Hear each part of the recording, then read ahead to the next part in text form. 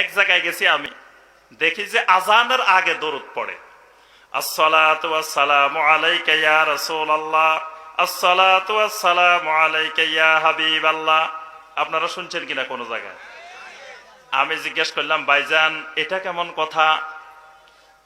বেলাল রাদিয়াল্লাহু তাআলা আনহু দীর্ঘ এত বছর পর্যন্ত আজান দিল, কোনদিন আজানের আগে আসসালাতু ওয়াসসালামু আলাইকা ইয়া রাসূলুল্লাহ বলল না।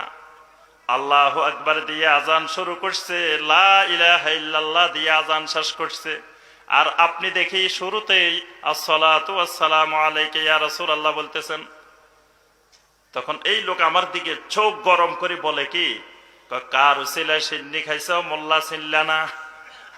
মিয়া আল্লাহ রসুল না হইলে আজান পাইতা নাকি? যে রাসূলের উসিলায় আজান পাইছো, সেই রাসূলকে সালাম না দিয়ে তুমি আজান দেওয়া শুরু করে দিবা? আমি বললাম, আল্লাহ রাসূল সাল্লাল্লাহু আলাইহি ওয়াসাল্লাম বলছেন আজান শেষ হইলে সুম্মা সাল্লু আলাইয়া, আমার উপরে দরুদ পড়ো। আজানের পরে পড়তে বলছেন, কই পরে পর্যন্ত অপেক্ষা করা যাবে না, আগে রাসূলের দরুদ সালাম দি তারপরে আজান।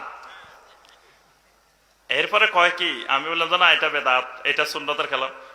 আর নবীরে মহব্বত করি, আল্লাহ যদি আর জাহান্নামেও দে তাও খুশি। নাউজুবিল্লাহ। কয় নবীরে মহব্বত করি, আল্লাহ জাহান্নামে দিলেও বলে খুশি।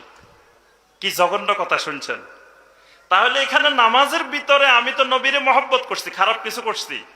আমার নবীর মহব্বতে আমি দাঁড়ায় দাঁড়ায় সালাম দিছি, দাঁড়ায় দাঁড়ায় দরুদ পড়ছি, নামাজ হবে? নামাজ তো হবে না, হবে না।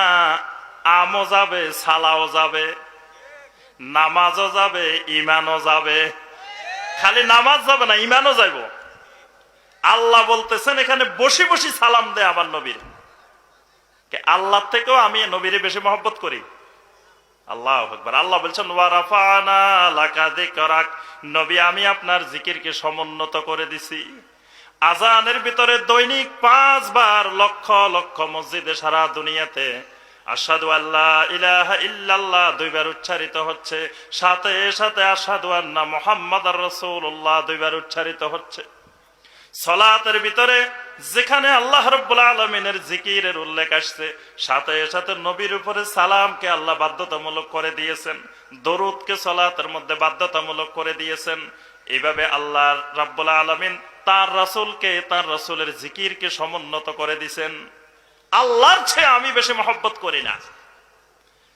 এখন আল্লাহ বলতেছেন বসে বসে পড়, আর আমি কই না না না, মহব্বত হবে না, দাঁড়ায় পড়তে হবে।